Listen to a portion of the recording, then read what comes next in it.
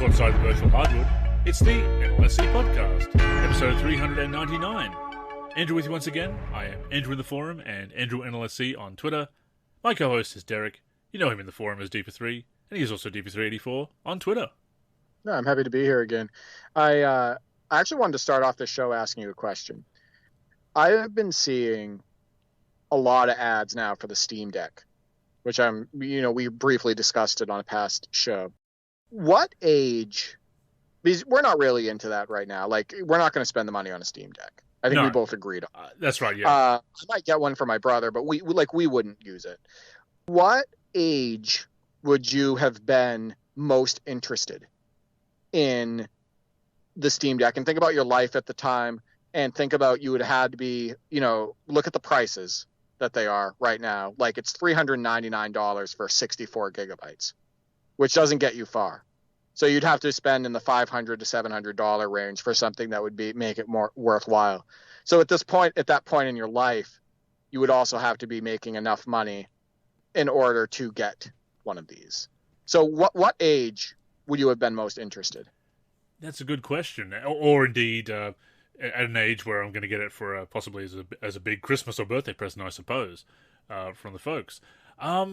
I'm actually not sure if I ever would be, because I don't think it really suits my gaming habits, to be honest. I didn't actually grow up having a Game Boy or anything like that. I played other people's. And so forth. So handhelds and kind of gaming on the go was not really something I did. Although I did have the old Tiger games, if you remember those wonderful creations that they had back in the day. I had a couple of those. But I'm not actually sure if I ever really would have been into it. I don't think it would ever really have spoken to me, to be honest. That's surprising, actually. First off, the Tiger games, it doesn't get any more simple than those Tiger games. I had them, too. Did you have the Space Jam one? That was, yeah. No, I didn't, but I'm sure that they really dumbed it down to work on a Tiger game, on a Tiger handheld. I actually had Game Gear at one point, and I also had Game Boy. And I was never a huge fan of the handhelds. I thought they were pretty limited.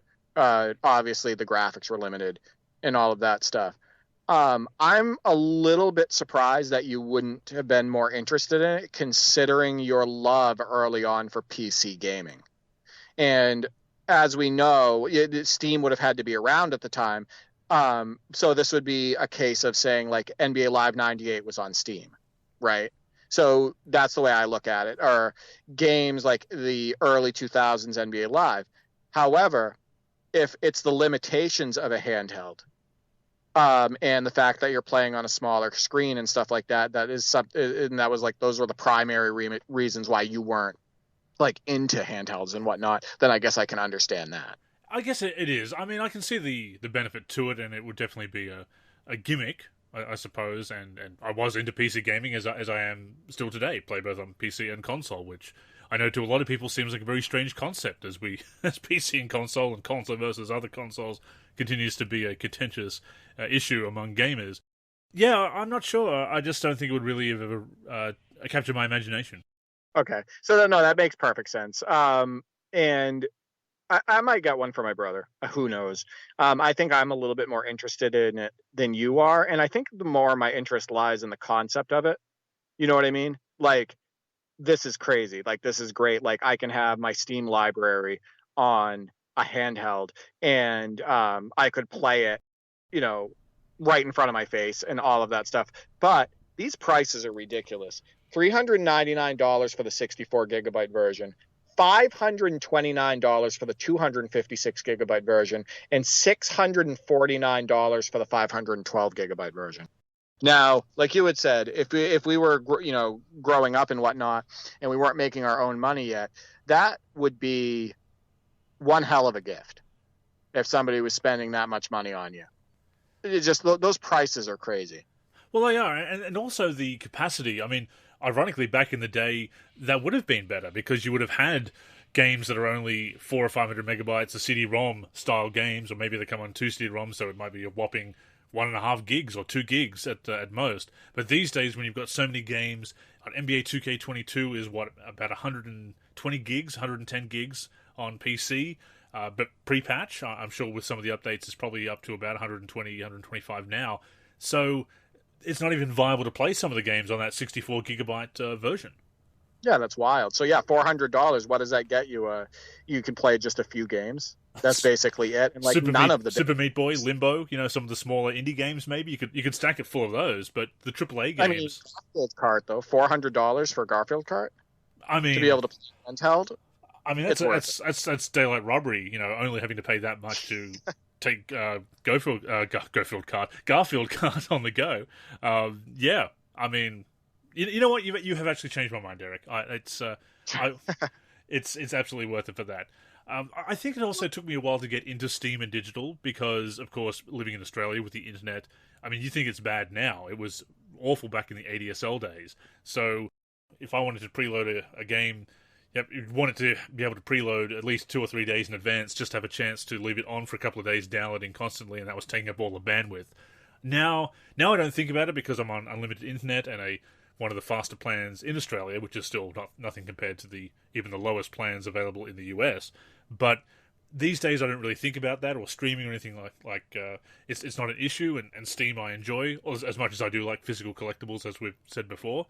But back then, even 2013, 2014, the idea of going digital, it just didn't appeal to me. And I did play games on Steam, but I still like the idea of having a disc because trying to install everything completely off a download was very time consuming and chewed up the allotment of data for the month.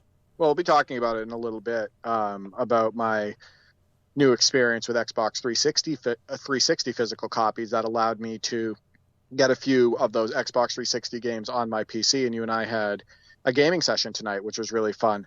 But, I was just thinking about this real quick. So I used to work at Best Buy back in the mid-2000s, and I was in the digital camera department. And we used to sell digital cameras for they were like 3 megapixel or 4 megapixel digital cameras. And we were selling those for like $300 to $400.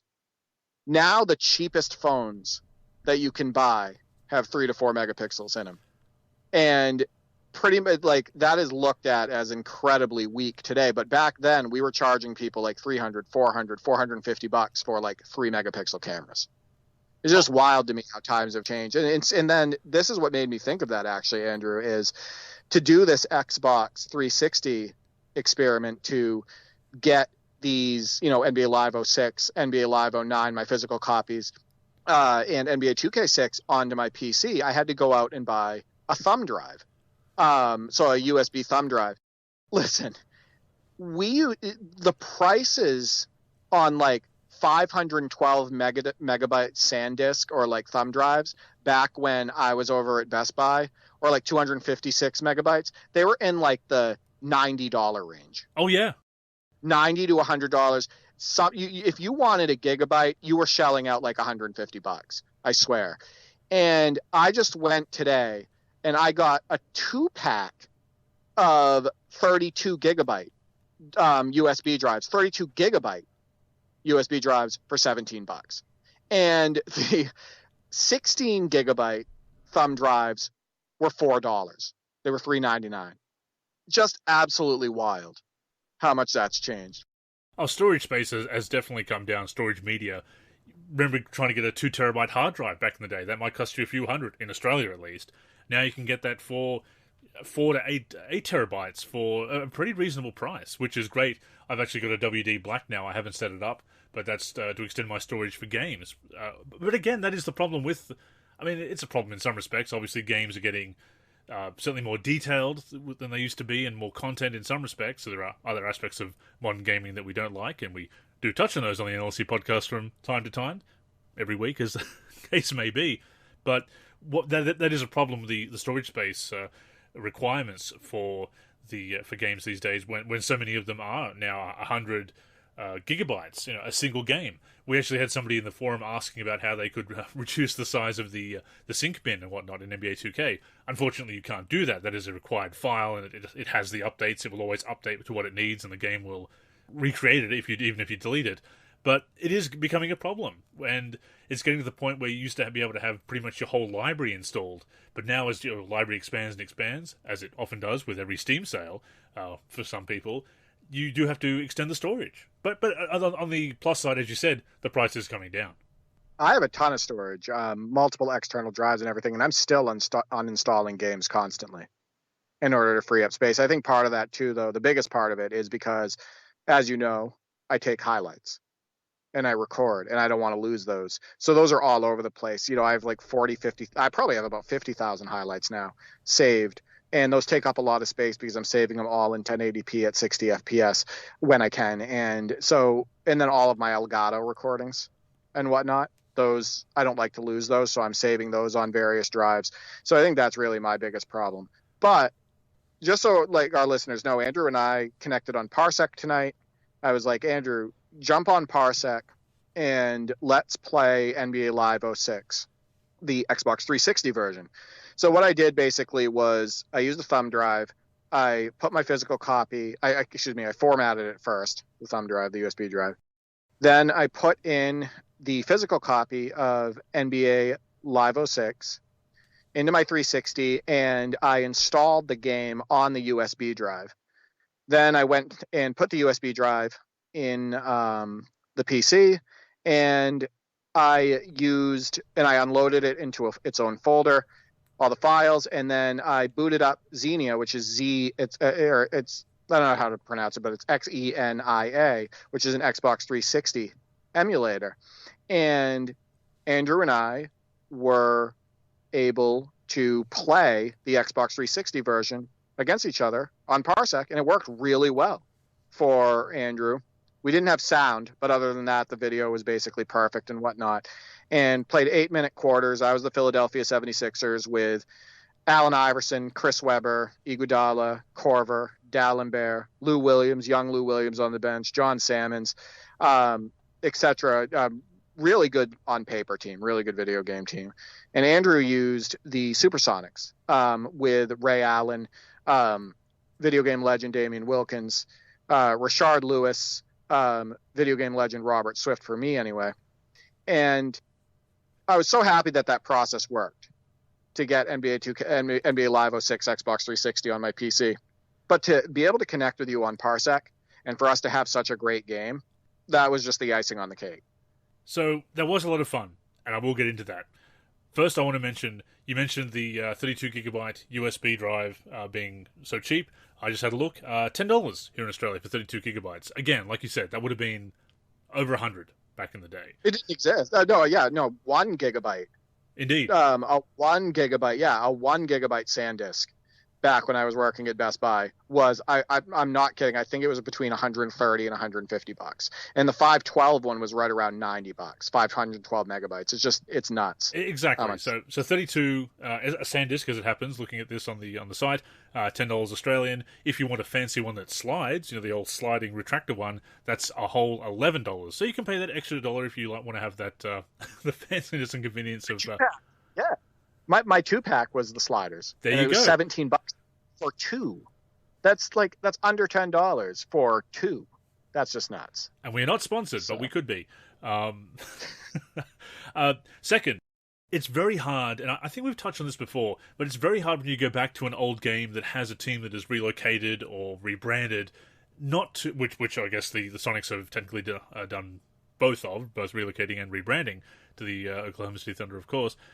It's hard not to use those teams because there's something very nostalgic about it. Even if you're not a fan of those teams, it's very, I love going back and using even the New Jersey Nets, and obviously they've just moved not that far away to Brooklyn and become the Brooklyn Nets and are still around, whereas the Sonics are in limbo and the Thunder are being treated as kind of a new franchise in many respects. But there's something special about using those old teams, is there not, that no longer exist, or going back and playing with the Vancouver Grizzlies if you go far enough back. I was this close to using the Charlotte Bobcats against you. I badly wanted to put the Charlotte Bobcats on the floor, but at the same time, I just have so much fun with that 76ers team. I mean... That 76ers team on paper. I added that team to my NBA 2K17 Classic Teams roster. They didn't even make the playoffs. They didn't make the playoffs, but they had Weber and Iverson and Iguodala, and we all know what ended up happening in his career. Kyle Korver, Lou Williams, etc. D'Alembert to protect the paint. They're just such a good, and I like Stephen Hunter. He was on some of my on the Nuggets teams that I liked. Like, just such a fun team to put on the court. And of course, video games. We also have that example of a player that only played for a certain team in video games. Jamal Mashburn traded from the then New Orleans Hornets to the 76ers and never played for them, was injured for a whole season, 2004-2005. So he's there and was released, I think, when he retired somewhere during the 2006 season. So he's on the 76ers, on the bench there in 06 as well. So a nice little bit of trivia there. And I love, you know me, I love the interactive almanacs. I love going back and seeing these oddities as well as anything else. But absolutely a great team. The Supersonics, not so much. I mean, they had a great 2005. That was kind of their rebirth, as you recall, with Nate McMillan taking over on the sidelines that year, and Ray Allen, of course, and Rashard Lewis coming into his own. They were pretty good for me. The bench, not so much, kind of difficult to score, and Rick Brunson, trying to run the point with Rick Brunson and score with players. Robert Swift, unfortunately, not doing a great job inside for me, but man, Damian Wilkins, video game legend. Yeah, you had a possibly top 10 play with him, a crossover into a jump stop into a two-handed extended arm jam in traffic. That was a basket and foul. You know something? I said this to you when we first started talking again.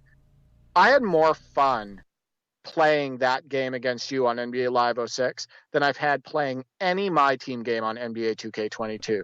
And the biggest reason why is because I have more control over the action. I'm not sliding all over the court. I'm not being sucked in everywhere to other players on the floor. The face-up game is really good in NBA Live 06. It's non-existent and stinks in NBA 2K22 for the many reasons that I've mentioned, whether it be dropping the ball, being sucked in, going into a slow motion side-by-side. The post-game, we talked about this, and we were in the chat while we were playing. The post-game in NBA Live 06 is actually really fun. Spinning baseline, spinning to the hoop, doing a hook shot, doing a reverse layup, spinning into a huge jam like both of us did a couple times, me with Weber, etc. And pulling up in the mid-range and doing fadeaways is fun. It's just and just the control, right? And it's the most important thing for somebody to have a great first impression and to enjoy the game in general is to have control over the action. And I just really enjoyed that game for that reason. And I'm not gonna like hesitate to say that a pick up and play against another human, probably against a computer if I played a little bit more, but pick up and play against another human, I have more fun playing NBA Live 06, a game that was released over 15 years ago, than I do with NBA 2K22. So you were feeling it too. You were having fun in that game. Oh, absolutely. And it should be noted that in contrast to NBA 2K22's My Team, I provide more XP and VC. So I'm more generous in that regard. And you go nuts with a player like Damian Wilkins. That's right, yeah.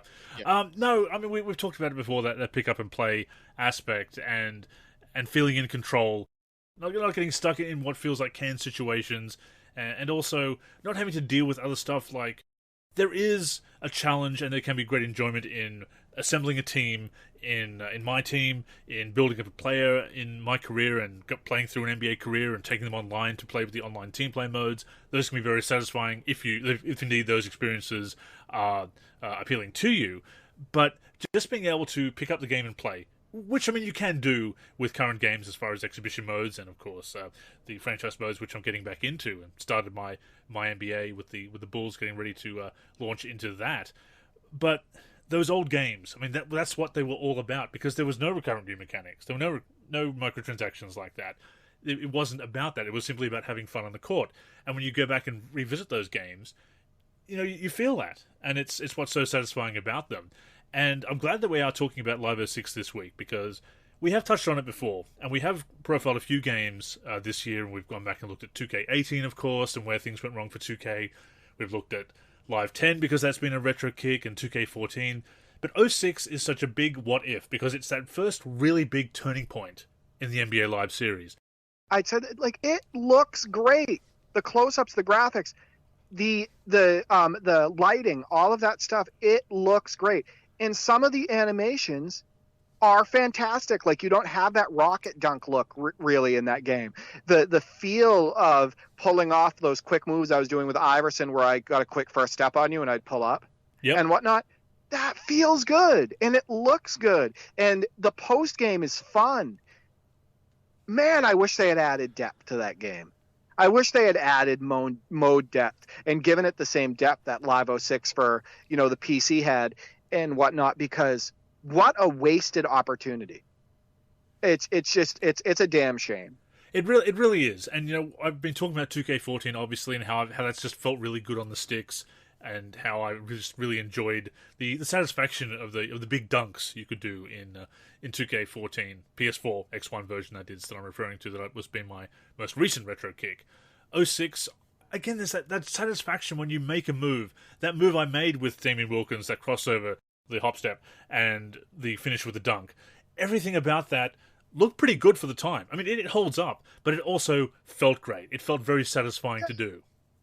And it's not about looking good for the time. That looks good today. It does. Look at the end of 06 Kobe Bryant dunk that I shared, where I get by my guy and go into a jump stop and then throw down a one-handed hammer over the defense. That looks fantastic. That looks and feels great. The thing is about these older games is that they do not have as many canned animations.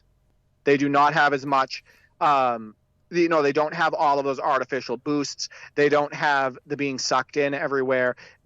You have more freedom to move around the court on the older games without all of these frustrating interruptions than you do in the newer 2K titles and whatnot, and more than you had in NBA Live 19, because NBA Live 19 had its fair share of issues as well in that regard as far as canned animations and whatnot. But yeah, it was just, and then you and I put on NBA Live 09 because I also got that over to the PC from the physical copy, and we played about half a quarter and whatnot, and both of us in the chat were like, this feels great.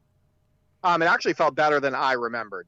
You had one nice dunk with I want to say it was Taj Gibson on the break, a one-handed jam that I swear looked more authentic and more fun to look at in general than most any dunk that I've seen on NBA 2K22.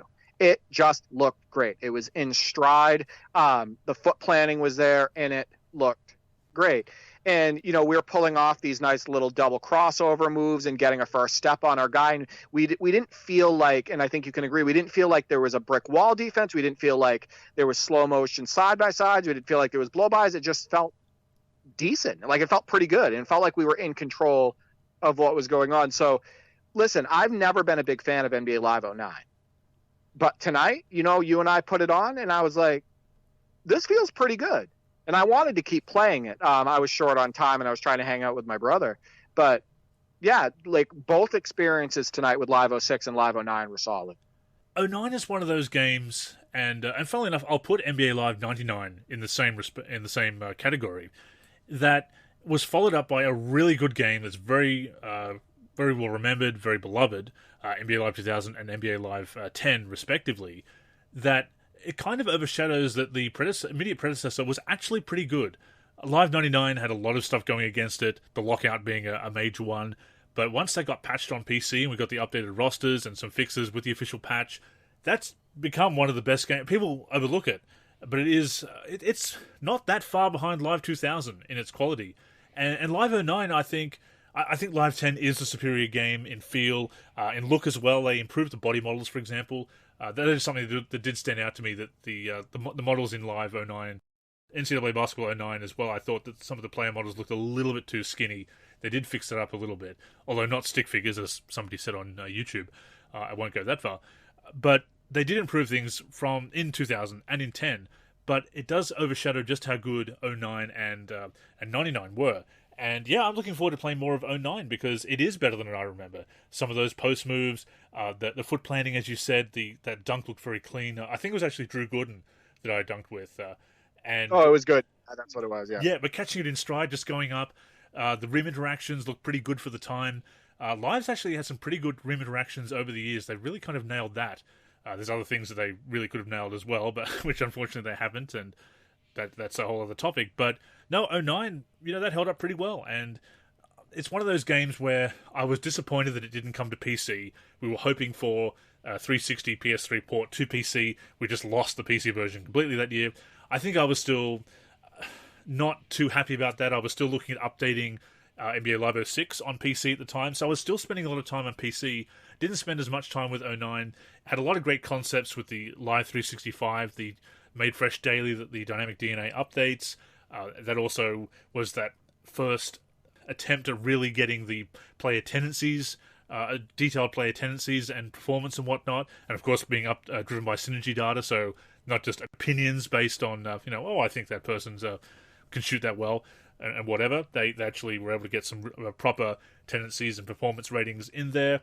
And of course, there's also some great mechanics, because that was Mike Wong's first year, Beluba's first year on Live. '09 and '10 was the two games that he worked on, and depending on your release point, you can even airball or shoot shoot long or shoot short, depending on how long you're holding the shoot button and whether how tight the defense is. So there's some really good mechanics in '09.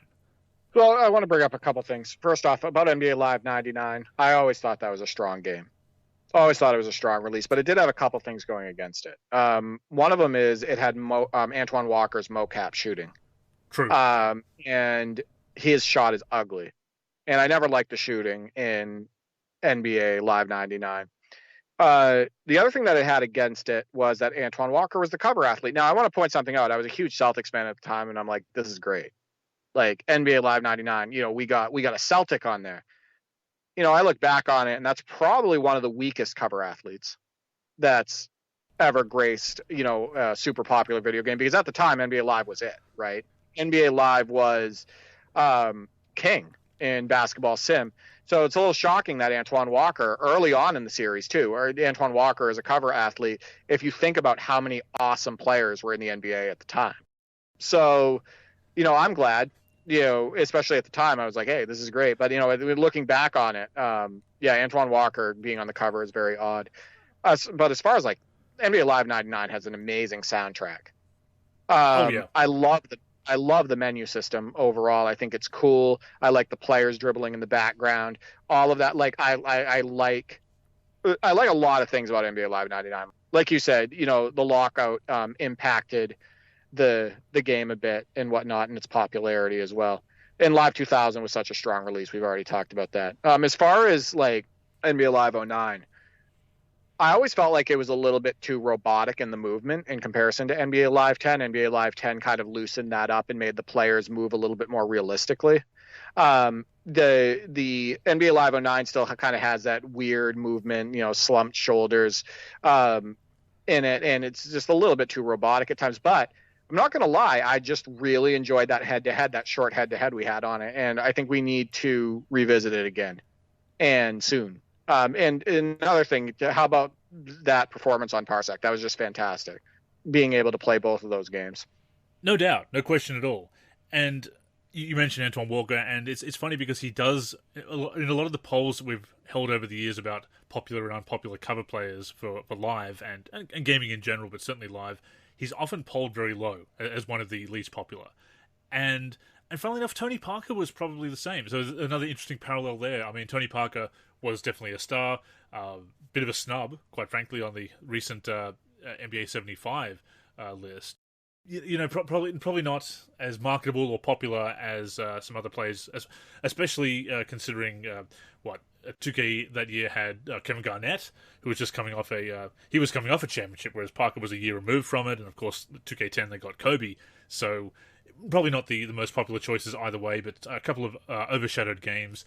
And 09 and 10, as we've talked about before, so many what ifs because the series was appearing to turn around, and of course the NBA Elite 11 debacle, which torpedoed the NBA Live series, and we know how everything's gone since then. But it does go back to the what if of NBA Live 06, and I absolutely do want to play more 06 with you and more 09. It's going to be great to have some new retro kicks there in our Parsec sessions. But 06, and we talked about it again as we were playing, those things that jumped out to us, like you said, the post game and the spins and the smooth dribbling into the dunks and the dunks that feel satisfying. And it makes you think, if it had the legends, if it had the retro jerseys, which we're also missing for some reason, if it had Dynasty instead of just Season, if it did have proper roster editing, but you couldn't really see, there was a weird saving system that year, which is also why I lost that custom roster that I was working on, which was quite disappointing after 70 hours being put into it, quite frankly. There were little things like that, and of course no PC release, or the PC release, which, I mean, in retrospect we got the better PC release because the PS2 port at least had Dynasty and everything in it, but how that could have been such a stronger start to the generation, and I suppose considering when the 360 came out, it was always going to be the PS2 port for PC of 06, much like 2K14 was then. Well, that's a whole situation with the future of next-gen ports on 2K, which we'll get into another time, I'm sure.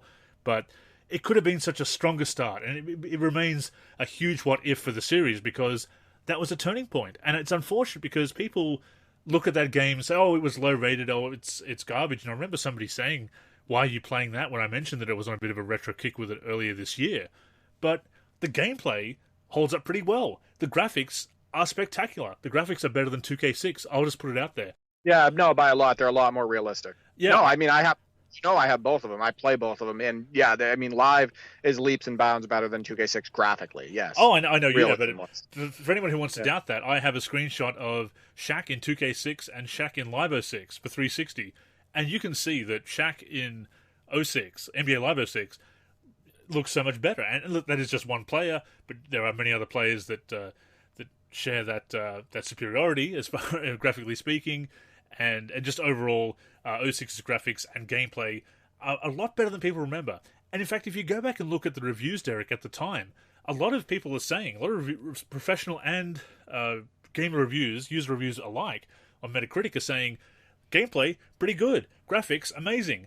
Where's the content? That was the problem. Not the gameplay, not the graphics, the content and the modes. I have a few things to say about this. First off, I said this to my brother, and he agreed with me 100%. If you look at NBA Live 06 graphics and you actually look at them up close and the lighting and body models and all of that stuff, and even some of the faces, the graphics are a lot better in many different ways than 2K13 and 2K14.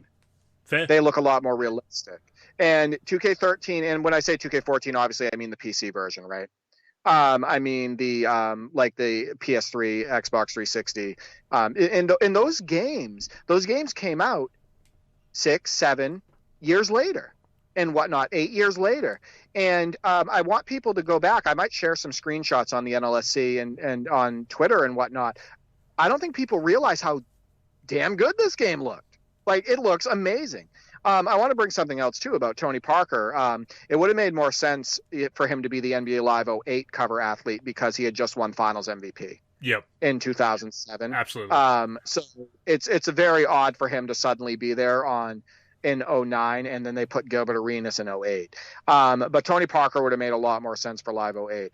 But yeah, no, Live 06, it's so damn disappointing because if NBA Live 06 had multi-team use on the 360 version, if it had multi-team use in the season mode, my brothers and I would not have switched. We would not have switched. And NBA Live 07, we just didn't like at all. And we would have switched if that was as bad as it was anyway. But it didn't even have, it took out so many good pieces that were in prior NBA Live games, like you had stated, the all-decade teams or the Legends pool, the multi-team use, the depth of a franchise mode, all of that stuff. It is too bad because that game has actually a lot going for it. I had a lot of fun tonight. And not even that game. Not even Freestyle Superstars, which made its debut in the prior gen or current gen version. Not even that made it across to the next gen version. So it felt very bare bones. And again, you go back and look at the critique of the time. That's what people were saying. Again, not the gameplay sucks. And it's funny because I always subscribed to that as well because I hadn't played it as much. I got my 360, I think, a year or so after it came out, so I didn't really play the 360 version until it was new. Even when I played it, it had been years since I played 06, so when I went back and played it for my retrospectives, I kind of it's like I was a bit rusty with it and didn't really capture my imagination. But then I gave it another go, and it does hold up. There are some things about the PC version / PS2 last gen version that I prefer. Free throw shooting has got the old T meter on the backboard, which I prefer to the up down of the up down right stick method of the next gen version of 06. I did actually get used to playing it on my 360 locally with a bit of Parsec input lag, and there's not much. It works really well, but there's still that little bit of lag that I was struggling with to get that shot timed properly. It's a little bit. It's not my favorite free throw shooting system. Sometimes it's a bit sluggish. Sometimes trying to go for a driving layup or dunk, if you're too far out, it'll put up that floater. At least it's a proper floater, but you remember on the fast break I had with Ridnour, and I hit the dunk layup button to trigger a driving layup, but I was just a step or two too far, so he puts up that floater and missed, and I blew that fast break. Yeah, another little thing on the fast break too, which can sometimes be frustrating, is players stop to receive passes when they should be in motion, and instead, in order to receive the pass, the player stops, and then to make the pass, sometimes the guy passing the ball stops, so it looks a little bit weird. And sometimes it can interrupt the flow of a fast break. But on the other hand, when it works right and players are staying in motion, you have some of the best looking fast breaks. You really do. Yeah.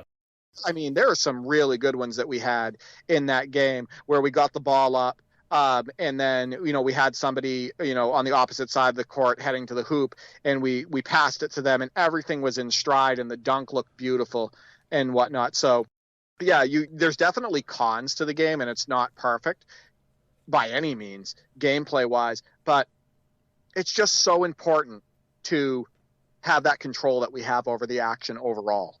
And, I said this to my brother, too, before he went to bed. I said, listen, NBA 2K22 may have more animations. It does have more animations. It has more animations going to the hoop. It has more dunk animations. All of this stuff. It has, different movement animations as well, more movement animations overall.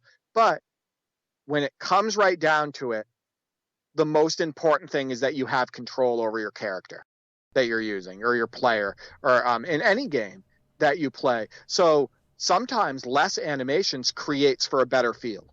And it creates for you feeling that you have more control over the action, like what you're triggering, right?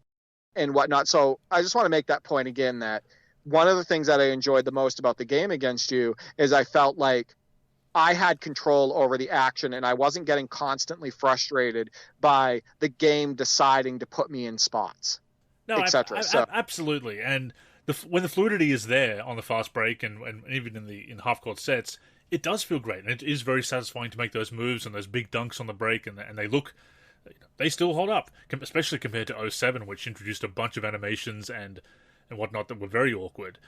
The trigger zones are a problem. Sometimes it feels a bit sluggish. I feel the plays are a little bit slow. I'd be interested if we try adjusting some sliders to make the game just a little bit faster. Yeah, I think it looks very awkward sometimes in Live 06, where you'll get the ball to even a guy like Allen Iverson at center court, and he's supposed to be like flying down the floor, like Allen Iverson did. Like, he's supposed to have acceleration, and he's supposed to be pushing the ball, and he's just kind of like dribbling. It almost looks like slow motion. He's like jogging. Maybe. Yeah, I was going to say sprinting feels more like jogging in the game. Yeah, exactly. I think I'd like to mess with the sliders a little bit on that game and try to create the optimum experience, because I'm not a huge fan either of just turning up game speed. Oh no, there's other things we can try, and right. And it'd be worth trying locally. We both try it out and then bring the sliders in and see what works. And look, it'd be great to throw those settings out there, I think, for anyone who wants to retro game. We've been talking about normalizing retro gaming for several podcasts now. I mean, we've always had, but it's been something we've really focused on in recent weeks. Normalizing that whole going back and playing some old classics, whether you're happy with the current game or you just feel like or you're unhappy and feel like a change of pace or whatever. it's great to dust off an old favorite if you have the means to do so. So we'll start throwing out some guides like that on how to optimize these old games, and of course get them running in some cases would be great to do. Put some tutorials together. So it'll be worth changing the sliders, messing around with them, seeing if we can improve that experience a bit. Again, because that facility is there, so it's worth taking advantage of. The game can be better or to our tastes than even out of the box. But out of the box, it still plays quite well. There are some weird things with the AI. I noticed when they were just bunching up on the weak side for no reason, just leaving leaving open parts of the hoop. For some reason, even if you don't have full court press on, they want a full court press on inbound passes for some reason. Yeah, I saw that happening to you, and you weren't doing it. Yeah. So there's some weird things like that which they hadn't figured out, but there's so much good. I love a lot of during timeouts, during dead balls, they brought in all the prompts to show you how to change your lineup and everything, and that's something we take for granted now in games, being able to change things on the fly, lineups and strategy without going into the pause screen. That back then, that was a big thing that you didn't have to go into the pause menu if you didn't want to. So that was huge. And how about some of the presentation, those overlays, that stat screen at the end of the game? Losing my mind over that stat screen. That stat screen. So first off, the player of the game screen is great too. The showing all the stats and Iverson's portrait, but the stat screen that showed it was the box scores for both of our teams, and they're stacked on each other. And it's got that nice blue background, and it shows all of the stats, and it made me want to print out that screen and keep it. Did you get a screenshot? I recorded our whole game and that. So okay, yeah, I'll probably post that. Another thing that I wanted to bring up about NBA Live 06, outside, the presentation is just absolutely fantastic on the floor. The commentary is great as well, but obviously we didn't have sound on it. The splash screens at the end is just, that all stands out and is just awesome. The temple is beautiful. Oh my God, the temple is great, and we were having fun with that. You had a sweet tip dunk that you were able to duplicate because I didn't see it the first time and whatnot. Yeah, it's awesome. The only thing I wish is I do wish that it had more camera views. I've said this before. It's very limiting. We had to use Pressbox in order to get a broadcast type cam in there. One thing I want to say too that's very rewarding on NBA Live 06 is stealing and blocking. I like the way the steals work. I think if you dribble in front of somebody if you're dribbling in front of me for too long and you're just leaving the ball out there and I time my steal right, it feels great getting that steal. And then stripping the ball from somebody driving to the hoop feels good. And I like how blocks aren't overpowering, but if you time it right, you can get it. So overall, I think that the block and steal system in the game is really solid. I do like it. The only thing is that when it does go into a steal, it is a kind of a predictable canned animation. Not a lot of variety in the animations when you get the steal, but triggering it, yeah. Exactly. The actual timing of it, I think, is the most important. See, that's the thing about the older games. I can deal with seeing some of the animations a little bit more often than you see today, which, by the way, I just want to point out, you see a lot of the same animations today too. Oh, sure. Absolutely. Yeah, over and over again. But the more important thing is that the mechanic works well, that the mechanic overall works the way it should, and it feels right, and it feels rewarding. And I think that's even arcade games like NBA Street Volume 2. When you go up for a block and you get it, man, that feels good, right? You go up for that block, you timed it right. Maybe you knock your guy out of the air or whatever, or maybe you're snatching the ball out of the air, but man, that feels good. There's no super frustrating aspect to blocking shots in NBA Street Volume 2. Not at right? all. Yeah. It makes sense. So go to NBA Live 06. I feel good when I get a steal. I feel good when I don't get a steal because I was like, you know what? I went for it and I didn't have a shot there. And then if I go for a block and I get it, it feels right. So I think that that's the most important thing. And look, there are some issues with floaty passes. There are those weird moments. It definitely has its issues. We're not saying that it is this flawless gem that everybody overlooked. But that being said, people did overlook it. And it's why it's important to go back and look at these games again. And people say, why are you looking at these games? Why not just play the latest game? Which I do. You do as well.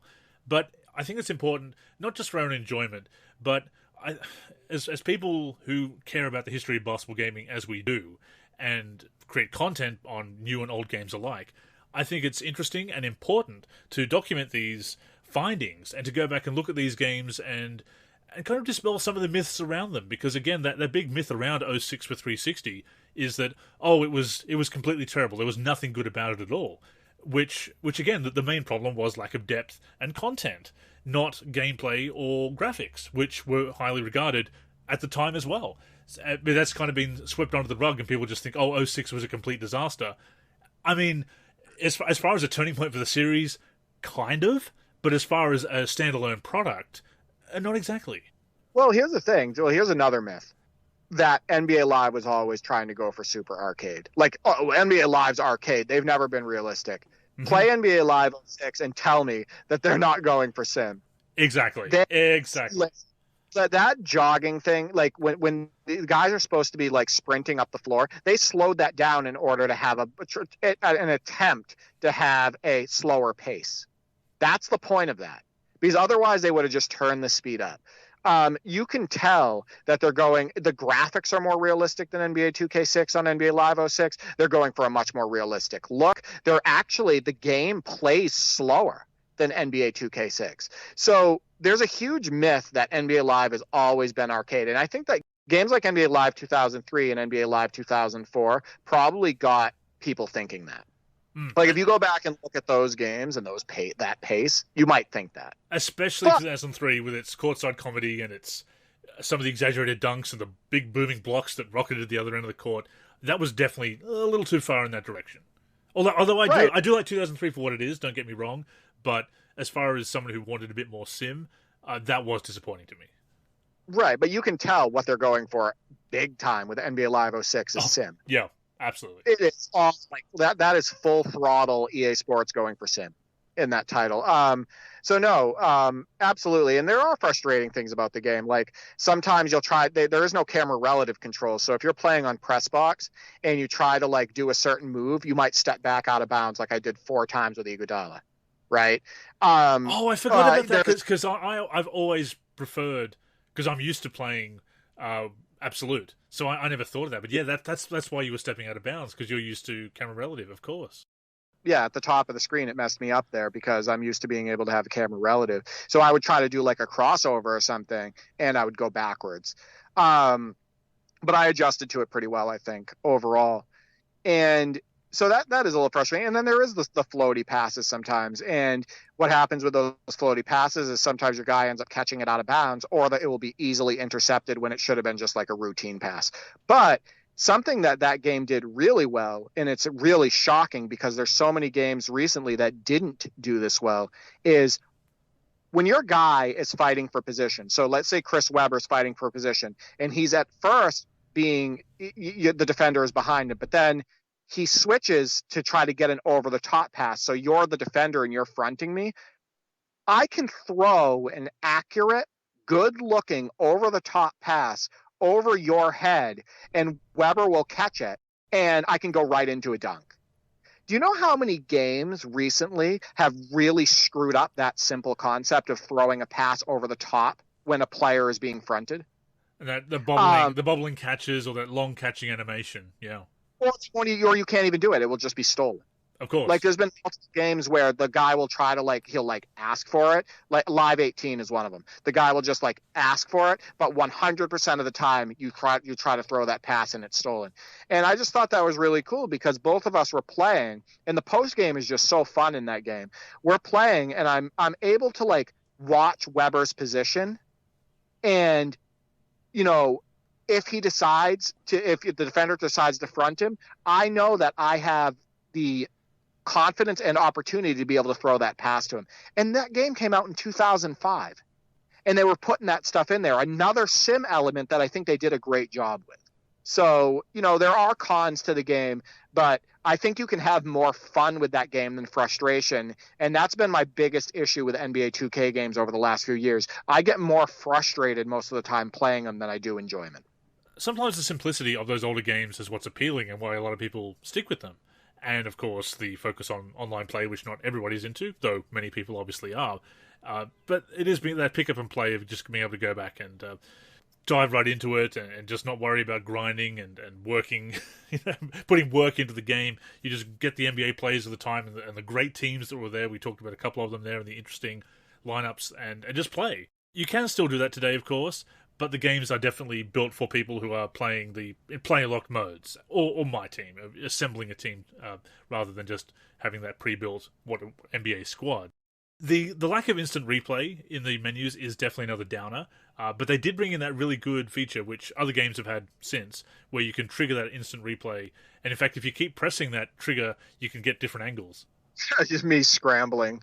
You probably felt that I was doing that. I got a couple of them, but scrambling quickly after some of the highlights to get that close-up view, because there was a few plays that we had in the game that were definitely top 10 worthy. Actually, I thought there was a stretch there where we were playing really well. Like both of us kind of going back and forth and doing different things, and it wasn't always the same type of thing. It was either alley-oops and spin moves in the post into dunks or reverse layups and then outside shots and everything. We were doing a lot of variety. But yeah, I was like constantly pushing in on the right joystick, trying to get those close-ups of those plays that were, top 10 worthy. You got a very small window to actually trigger that replay. One of my problems, yeah. It's too small of a window. It's really hard to get it sometimes. And also it doesn't work on fouls, because I was clicking it after the Wilkins play that we mentioned, the crossover pro hop and dunk. I'm clicking it, but there's a foul, so it just doesn't allow you to show the replay, or the window's even smaller. I'm not sure. I'm not even sure if I saw a pop up, but either way, that was a problem. Foul. Yeah, you can't do it if there's a foul, which is ridiculous. Yeah. So there were little things like that, and it was definitely, again, the lost depth and functionality and the extras, the content, the modes is what held 06 back more than anything else. And look, I'm looking forward to playing it again. Despite its limitations, it's got a lot of replay value as a retro head-to-head experience. We could have a tournament with that game. NLSC tournament. I think it's definitely worthy, and I think it's such a good pick-up and play game. That's the thing. First impression is so important. It's a really good pick-up and play game, and I think even if you've been away from basketball video games for a while, that's one that you can pick up and kind of get right into. I did want to point something out, too, because you brought up NBA Live 06. Some people saying that was the doomsday for them. That was the thing that, basically killed the live series or started it on its downward trend. I don't agree with that, and I said that on a past episode, because if NBA Live 07 came out with very similar gameplay, like we said, NBA Live 06 was reviewed strong on its gameplay overall. If NBA Live 07 had come out with that strong gameplay and maybe added Freestyle Superstars to that already existing strong base, who knows where Live would be today, right? But NBA Live 07 was just a big drag, gameplay-wise. The presentation wasn't as good as NBA Live 06. The graphics took a hit, too. My brother and I were talking about that. And the unbelievable, probably the worst animations in NBA Live series history. I'm not going to say probably, they are. The worst animations in NBA Live's history are in NBA Live 07. That's the thing. I think NBA Live 07 was it for them. No, I mean, that's a good point. I mean, I feel that it was damaging because it did make that poor impression and reviewed. I think a lot of the reviews were like 5.5 to 6 out of 10, which was lower than what the current gen or prior gen were getting at the time, and they were still held in very high regard, and rightfully so. But 07 was a far more damaging to the series. 06 was kind of like that bit of a misstep. But then 07, well, I suppose it was that step towards a bigger misstep in some respects, but 07, no question, was more damaging. I just can't get over the animations in 07. We're going to be able to play that against each other too soon, and that's going to be next week, and I'm excited to do that so we can experience this together, because here's the truth. I haven't played NBA Live 07 against a human since 2006. So I don't think I'm not sure if I've ever played it. No, I might have played 07 multiplayer at the community event, the very first community event I went to. I might have played it against somebody then, but you think it was rough, the copy we got. I remember the copy that we played, the build that we played at the community event, jumping out of bounds and warping backwards to the backboard to dunk. It was And there was no nets on the rim at that time in that build, so it was very rough. It's just wild what they ended up releasing, and I just don't understand how they could have screwed up NBA Live 06 base so much. That animation system. There are moments in 07 that if you can get the right trigger zone and you get the right animation triggering, that it looks okay. Not great, okay. But it is such a specific stars align situation that happens that most of the time it's going to be incredibly awkward looking. Dribbling is okay. Players running in a circle in the temple looks okay because they got that new motion system, which is probably why it does feel so different to 06. But everything else is definitely rough. And the shooting, they changed the timing on the shooting, so it's you got to be really precise to not get that horrible late release on jump shots. It was definitely rough.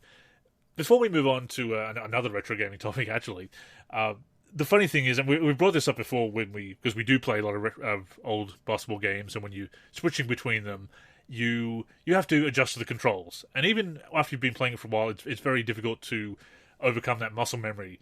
And we've been playing a lot of Live 10. Obviously, we've been playing the semi-finals of our NBA Live 10 tournament, and the right bumper is the direct or icon passing in NBA Live 10. In NBA Live 06, it is the alley-oop button. So, naturally, we were tossing some very long alley-oops, when we didn't want to throw lobs. Yeah, I want to say it happened about 3 times each, maybe? Yep. 3 or 4 times each, which is a lot, actually, in just a 32-minute game for it to happen. And, it's frustrating. And then, obviously, I had played NBA 2K14 recently, and the post-up button is triangle on, like, a PlayStation controller or whatever, a Y on an Xbox One. But so when I first tried to post up, I hit the wrong button and then realized, oh, wait a minute, this is the bumper. This is the game where you have to use the bumper to post up and back in and whatnot. So I figured that out. But yeah, it definitely creates for some awkward moments. And like I said, I think we did that about 6 times total between each other. So I think by the second half we had it worked out. What I realized too, though, I want to say this impressed me. We didn't flick 1-3 the entire game or one shot. And I remember that in certain live games, I want to say it happens in Live 07 too, that there's a tendency where players will flick shots when you don't intend them to. The super early release, yeah. Yeah, and we didn't.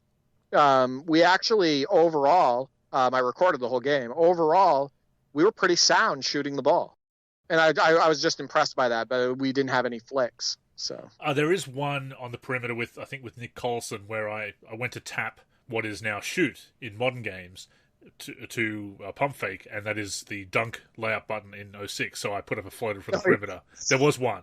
Yeah, you threw up a 22-foot floater. Yeah, with Nick Colson. Yeah.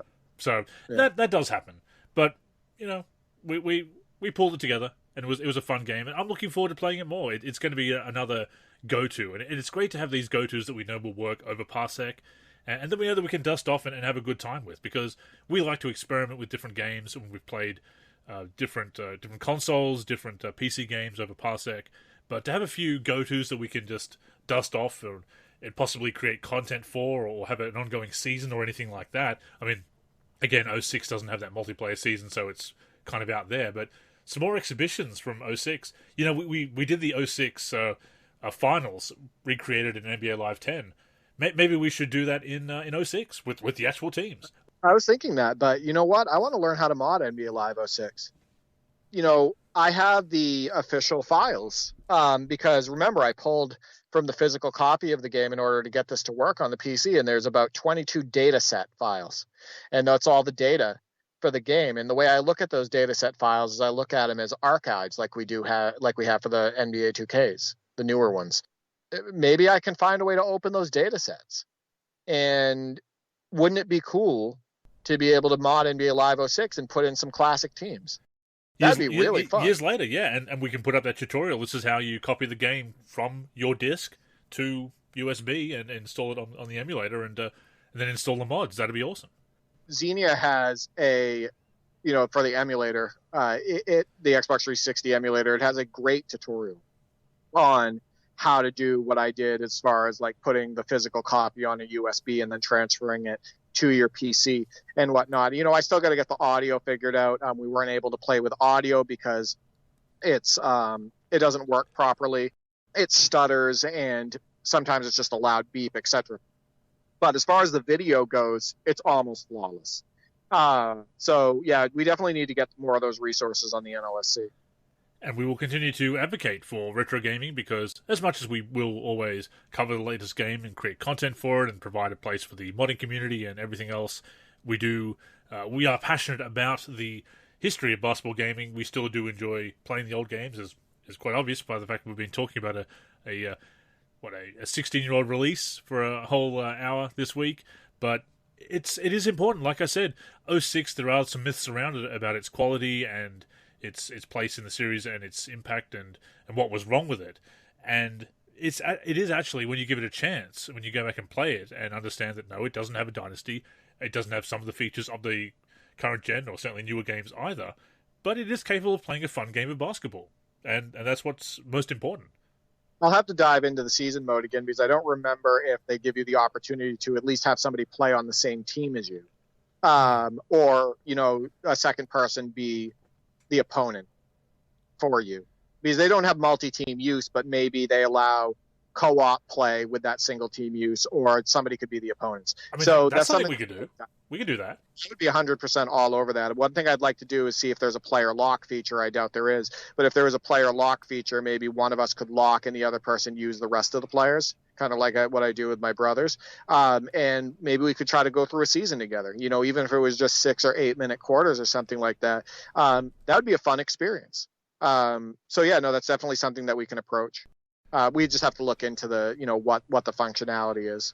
Have to double check that season. Absolutely. So stay tuned for that. I'm sure we will circle back to it. May become our new retro gaming kick. It was my retro kick earlier in this year for mostly for rust editing, but I'll also be quite willing to play it because it is a lot more fun than perhaps some people think or remember. But as far as retro gaming is concerned, one of the big things, one of the big drawbacks is missing content or missing updates, because as servers get shut off, it becomes impossible, in fact, to get certain updates or patches through. Usually the dashboard patches, if you will, the title updates will still come through, but it's the in-game updates, the tuning fixes, the rosters, of course, won't come through. And there's a lot of games, if you pick up, for example, NBA 2K12 on 360 or PS3 these days, trying to update the rosters on that, it is possible if somebody shares them online, but it seems like all the links are dead of those last official roster updates, unfortunately. So, again, there's a lot of lost updates that would be great if we could track them down. But that is a problem with retro gaming. And I actually stumbled across one recently, Derek, because I reinstalled 2K17 on PS5. The PS4 version on PS5, that is. Now, I've kept my PC installation intact of 2K17, so I have all the updates there and also backed up as well. But on PS4, I don't. And so I installed it on PS5, and I went to install the College Teams DLC, and there's no facility to do that.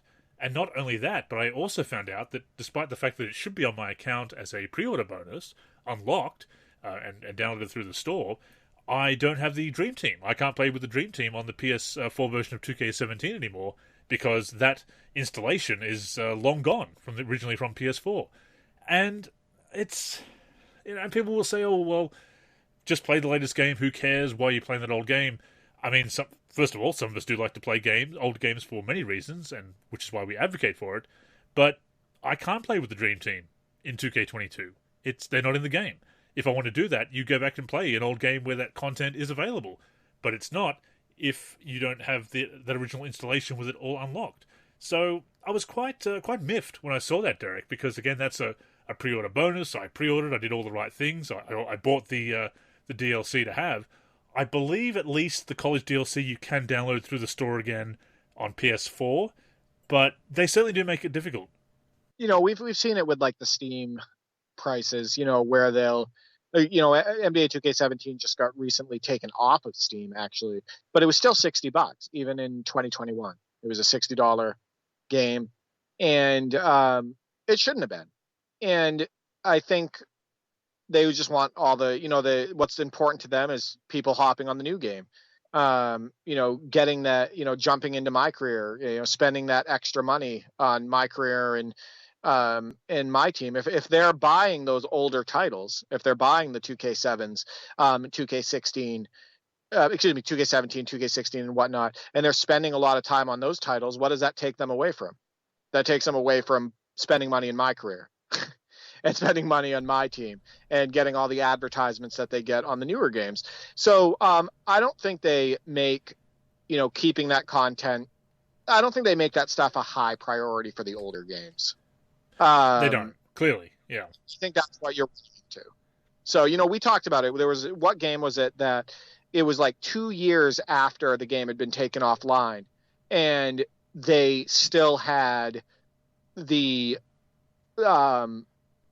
points that, like the My Team. Oh, yes. Last week we mentioned it. The NBA 2K18 Legend Edition.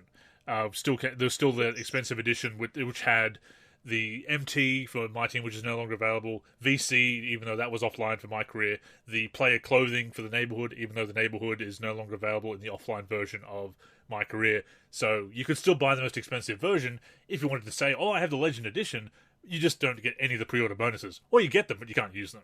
Right, exactly. So I don't think they care too much about that, especially if they're going to let that sit out there that long and, not care if a consumer gets confused and spends their money on it. So, again, we talked about it before. It's what's going to get them to, what's going to hit their bottom line. And I think that, at the end of the day, it's a business. And that doesn't make it right, but that's just the way it is. And it's also another tick in the box for physical copies, is it not? And physical media, because with digital content, this can be taken away at any given time. Oh, yeah, 100%. You and I are collectors. Like, let's put it this way. I'm glad I'm a collector because we wouldn't have been able to play NBA Live 06 tonight, the 360 version, because in order for me to do that, I had to have that physical copy in order to be able to throw it in there and then install it. Because I don't believe, was NBA Live 06, could you have bought that digitally on 360? I don't think they were really doing digital releases at that time, because you only had originally with the 360, you only had a 20 gigabyte hard drive.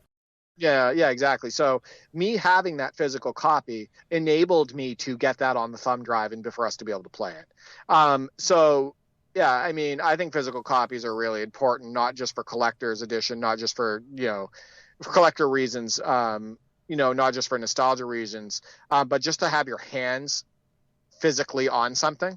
You know what I mean? The security aspect of it. I think there's a lot of good reasons for physical copies, and I'm glad that I still seek them out. I mean, if you find them in a store, if you find them in a thrift store, a secondhand store, a retro gaming store, or if you find a good deal on eBay or Amazon or something, then you get something to look forward to in the post. There is something about having that in your hands, and of course, this is a sales technique that I think there's been research into it. That once you put your hands on something in a physical store, you are, I'm not sure the exact percentage, but you are much more likely to actually buy it. Which again, that's why they have you test drive cars and everything, because once you get a feel for it, your desire for it increases. So, and of course, you and I being collectors, we already have that desire, but you do get that special feeling of holding that physical copy in your hands and being able to look at a disc and look at a manual. Remember the days of really, remember them kids, remember the old days?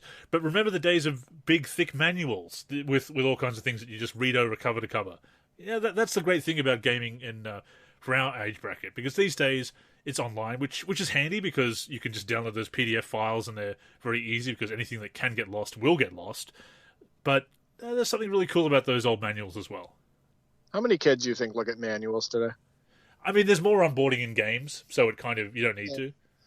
Well, yeah. What I mean, not by like manuals. I'm not even talking about like physical manuals like we used to have. How many kids do you think look at online manuals? I think what ends up happening is, like you said, there is some onboarding in the game and whatnot. Maybe they'll go into freestyle and all of that stuff. But yeah, that's definitely a lost art. I remember looking forward to opening up the box, like a Sega Genesis game. I used to look forward to opening up that box and then taking out that manual and looking it over.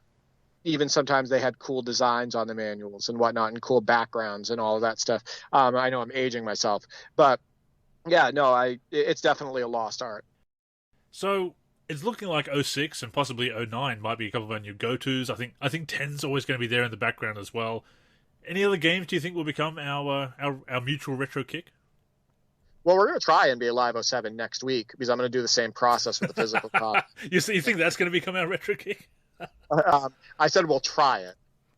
Definitely not guaranteeing that will be a kick for us. But who knows? Maybe it will be fun against each other, and maybe we'll laugh about it. Maybe we've gotten to the point where we'll just laugh about the on-court happenings and whatnot. I doubt it, but who knows? I still want us to play kids sports basketball against each other and record that, be mic'd up, and so that we can actually like do a let's play or something, and comment on that game live, because that will be hilarious.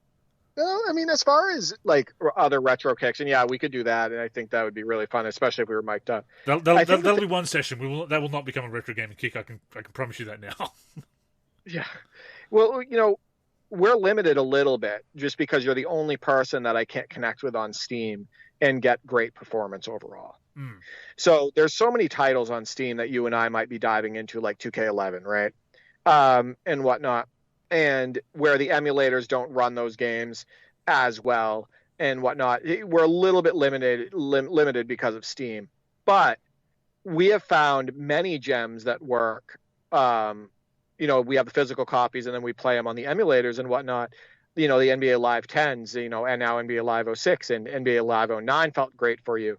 NBA Jam 2010, and then we have, the streaming of NBA Jam on Fire Edition. We definitely have a lot of games in the pipeline, but we have to figure out the Steam issue in order to in my opinion, to really dive into some of the games that we may really enjoy playing against each other. Like NBA 2K15 has great gameplay. I think we'd have a lot of fun with 2K15. I think we'd have a lot of fun with NBA 2K16. I think we know we'd have fun with NBA 2K17. So I think the Steam issue for us is the major roadblock with some of those other games. And unfortunately, a Steam Deck is not going to be the answer to our problems. Unfortunately, a Steam Deck will not be an answer to our problems. But like I said, I'm still thinking about getting my middle brother. I'm thinking about getting one for him, but we'll see. So stay tuned for more retro gaming fun, as well as coverage of NBA 2K22 as any news and events present themselves. Obviously, this past release, there's not a lot of news going around unless there's a new patch, but I'm sure we'll be touching on that moving forward, especially as I play through my NBA, and of course you have a My NBA going as well, but that has brought us to the end of episode number 399 of the NLSC podcast. Episode number 400 next week, and our 100th together, Derek. I think it's a pretty big deal. Time flies. 400 episodes is insane.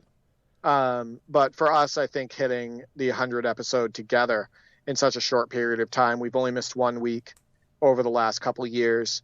And that was a week where nothing was really happening anyway. But yeah, I'm pretty proud that we've been able to stay as consistent as we have and put out a show every week, and people seem to be enjoying the show and, hitting 100 so fast, without compromising quality. I'm happy to be a part of it. No question. Always fun getting on here and talking to you about basketball games, as we are obviously very passionate about that. And we do thank everybody for their feedback on the show recently and getting some nice comments. Feel free to leave us a review on Apple Podcasts and other platforms as well to help us spread the word. But as I said, episode number 400 next week, we're looking to do something special. We're still figuring out exactly what for such a milestone episode, but we'll put out an announcement during the week, Derek, I think, and once we figure out exactly what that is and get some listener participation. Yeah, hey, even give us suggestions. Absolutely. Make it fun. I'd like to, do something, and Andrew and I will brainstorm, but we'd love to hear from you. And of course, the NLSC podcast comes out every week on the NLSC itself, which is nb-live.com. We're also on all the major podcatching apps and platforms, including Spotify, the aforementioned Apple Podcast, Stitcher, Podcast Addict, just to name a few. On those platforms, search for NLSC Podcast, look for our logo, and that will be us. However you prefer to listen to the show, we're glad to have you tuning in. And we also would love to connect with you on social media. So, Derek, what are your socials, and any other final announcements or words for our listeners this week? We didn't even talk about the top 10. Great top 10. It was a great 10. Yeah, we had a great top 10 this week. We had Cyber Athlete Gaming, who hasn't submitted a highlight before, submit one, a game-winning dunk on NBA Live 98 with Clyde Drexler, and he got the third spot in the top 10. It was great. Definitely send me those highlights. You can connect with me on Twitter at D4Free84 or at D4Free G. That's my gaming channel. You can connect with me on the NLSC, where I'm a team member, D4Free, and tune into my YouTube, where I upload gameplay videos and sometimes real basketball videos. And I'm D4Free over on YouTube. Smoothing out some great old footage there on your YouTube channel of the classic NBA. Oh my God, I love it. I love it. I'd like, these kids need to understand how good these teams and players were in NBA history, and what better way to do that by putting it in the same frame rate that they see in videos today of the now players and teams. So no, I do enjoy doing that. Absolutely. Of course, I am Andrew in the forum and Andrew NLSC on Twitter. I just released a short video, Tales of the Virtual Hardwood, talking about the haunted NBA Jam cabinet, the story that Tim Kitzrow recounted to me on the NLSC podcast, episode number 280, when I interviewed him back on that show. Go check that out on our YouTube channel, which of course is youtube.com/NBA Live Series Center. You can connect with the NLSC on Twitter and Facebook at the NLSC. We're NLSC Basketball on Instagram. And of course, give a look to the NLSC itself, nba-live.com, for everything we do for basketball video games. But yes, that's all for this week, so thank you once again for tuning in. Until next time, I'm Andrew. And I'm Derek. Go get buckets, everyone.